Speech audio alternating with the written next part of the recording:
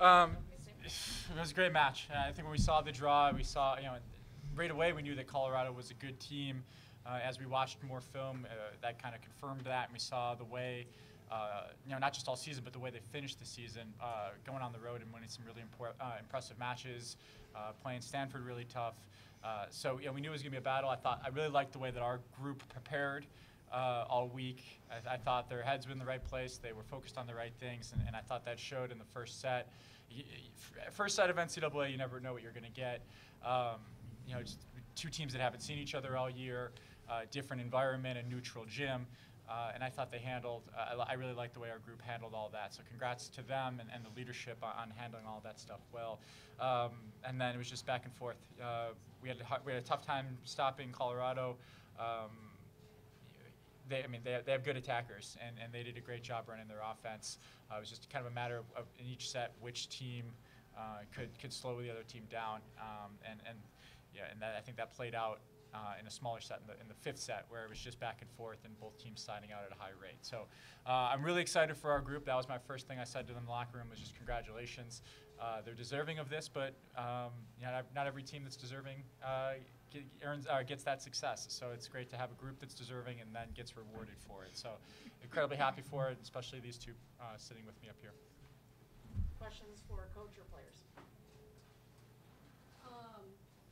So for coach, with only one player on the team with postseason experience, how do you prepare your team to go into an environment like this that they haven't really been in?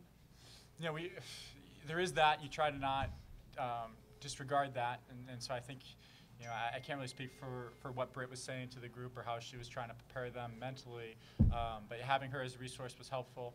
But the message we tried to have to them was it's still volleyball. It's still the same game that they've been playing for a long time. We've been playing meaningful matches for 4 months now. So the things that have been made us successful in each of those matches are going to be the same things that determined our success tonight.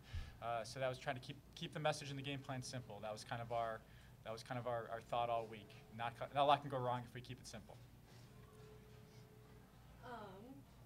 So with such a back and forth match, the stats are pretty similar to each other for both teams. What were the little things that, as a team, you guys were doing to kind of give you that edge and give you the ability to pull off the win?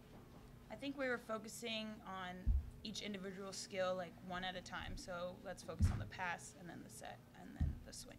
Mm-hmm. I think that throughout all of the sets we did a really good job of staying together. I think that's a good strength of ours, and that's kind of what's carried us through this whole season, and now even through this match. It didn't matter what was going on or what our situation was. We were able to keep each other supported and at a high level. And then looking ahead tomorrow, what do you know about Minnesota and Bryant, depending on what happens tonight, and what are some skills that you guys are going to have to really hone in on to pull out the victory? We'll start that prep now. Obviously, the coaches have been preparing, but from a team standpoint, I don't know if they know too much about either, because we've been trying to really keep the focus 100% on Colorado. But they're both deserving teams of being here, and obviously capable of playing good volleyball. So they're enjoying this moment now, but we'll start prepping and watch the match after. It's nice to be in that first match because if you get to do 100% focus on the scout, whereas if you play in the second match, you're trying to prepare your team while you're scouting. So I think there's nice things about playing in that first match and now being able to shift our focus 100% to tomorrow's match. We'll go from there. But obviously they're both good teams, and you have to play 2 good matches in a weekend in order to advance. And we have 1 down, and we'll try to follow up with a good one tomorrow. For the players, obviously your first tournament experience, and then you have a crazy set like that to lead things off. At what point in that set did you kind of start to settle your nerves and then kind of execute to get that win in the first set? I think that throughout the set, I think that we, again, as I said before, we stayed together. I think that we just put one contact at a time, as Courtney was saying, together, and that allowed us to play good volleyball no matter what situation we were in.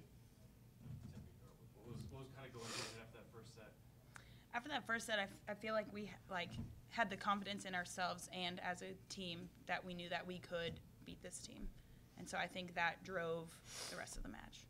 And for you specifically, Courtney, in that fifth set, you had some really, really big swings down the stretch. What were you seeing on the attack to lead you to those kind of emphatic kills there late?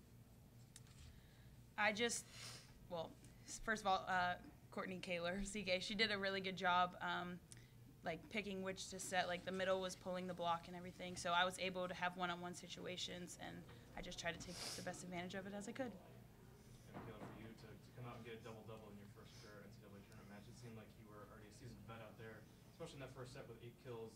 What were you able to see on that right side to lead you to that night? Like she said, Courtney Kaler is a beast.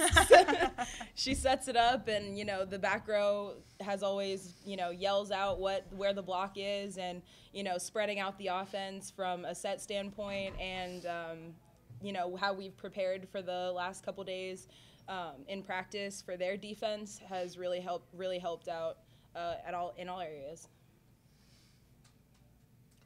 Coach, what does this win mean to the program, whether it be current players or former players?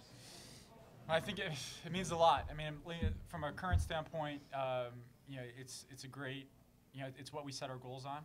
We want to get to this moment and then try to do everything you can to be, to put yourself in position to be successful. So I think the fact that we're here and won a match in the NCAA tournament, 32 teams across the country get to do that, and so we're one of those 32 tonight or yesterday that are able to advance past the first round.